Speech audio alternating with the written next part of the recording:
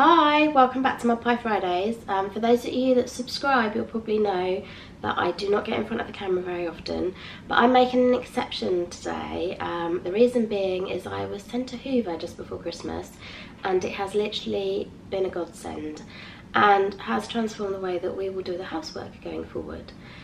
I unfortunately was very sick over Christmas, and as far as I had the flu, from Boxing Day onwards I was pretty much rubbish. So it has meant that perhaps we haven't been able to do as much cleaning as we would normally do, and yet we were still having people around and entertaining, albeit I was in bed. So this new Hoover has actually meant that the housework has been done, but without me lifting a finger. Now, I know that might sound a bit weird, but it's all because this Hoover is actually a robot. It is the iRobot Roomba 980, and I honestly, I'm not ever going to go back to a normal Hoover, I don't think, to be fair. So I will give you a quick demonstration in this video, but before I do, I wanted to show you what was in the box. So this is the box, nice and compact, which is always good, and in it you get the docking station for your Hoover. You see little metal connectors there. You get two different types of plugs. You get our normal one, but there's also a European, Canadian, American conversion. A quick start guide, which literally 2 sides of paper, and to be fair, that's all I've used. There is a fuller instruction manual which tells you how to clean it and how often you should be changing the filters and things like that. There are a spare air filter and a spare side brush, which are very easy to change. Some batteries, and the reason you need batteries is because you also get 2 of these sensors.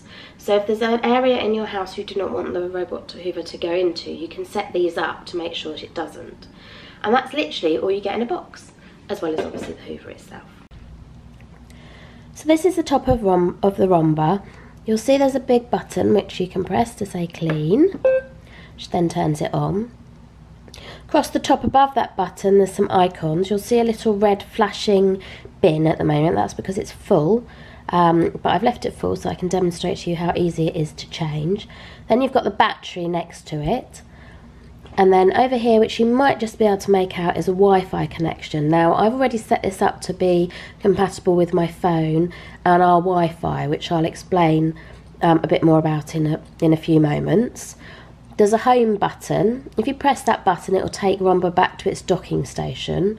There's also a spot button. So if there's an area in the house which is particularly bad, or the kids have just spilt the cereal over the floor, which tends to happen a lot here, then you can press that button and it will make sure that it picks it all up. Or if you needed a bit more of a deep clean, if you've got pets, for example. So you switch it once to turn it on, you then press it again and it would go. Only in this instance it won't, because I've now got a warning light that appeared because it's full and I need to clean it up, empty it. So I'm just going to do that first, and then I can show you it in action. Right, to empty it, you literally press this button down here and you pull.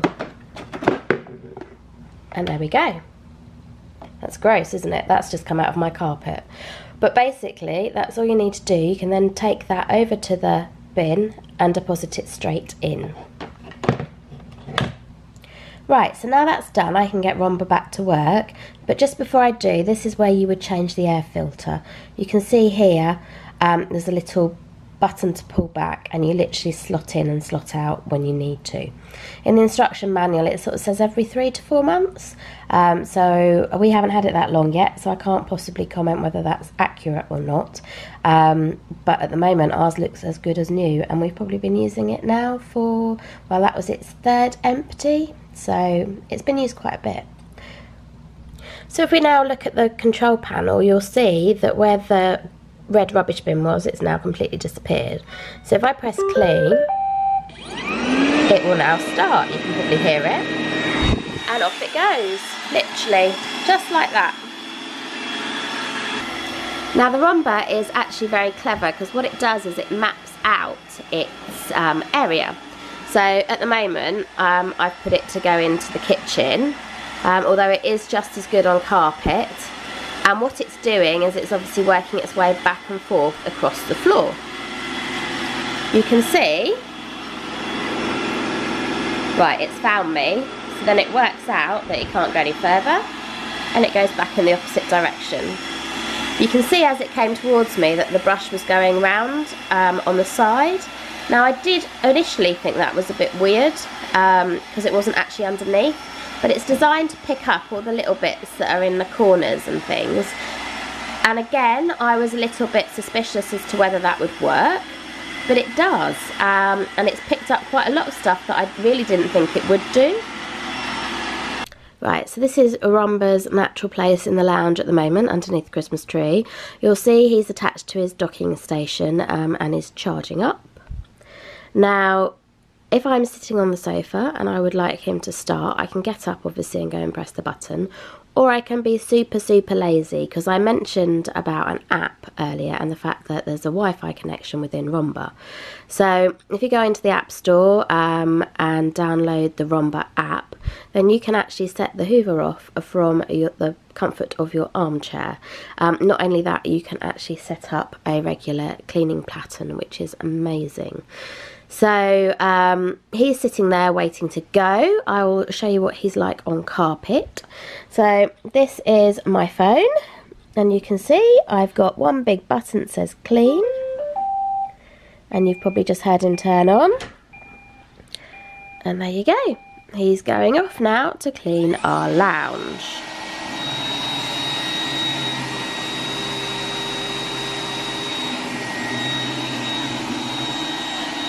Considering that carpet is actually quite a thick pile, he deals with it extremely well.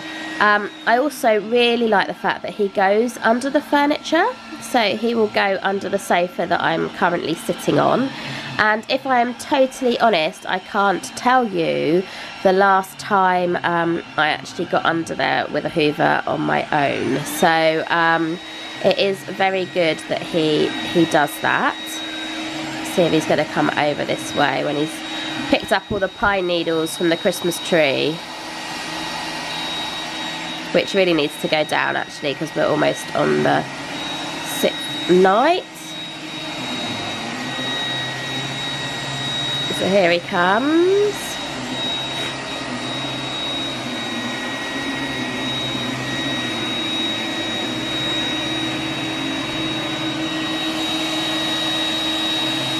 Nope, hasn't finished the pine needles yet. But anyway, you can see what he does. So if I wanted to, from my phone, I can stop him cleaning. So he's paused now. And then I have the option to resume the job or end the job. If I end the job, I can return him to his home base. So now what will happen is he will very cleverly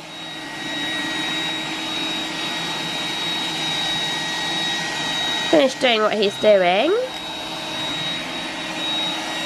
and dock himself.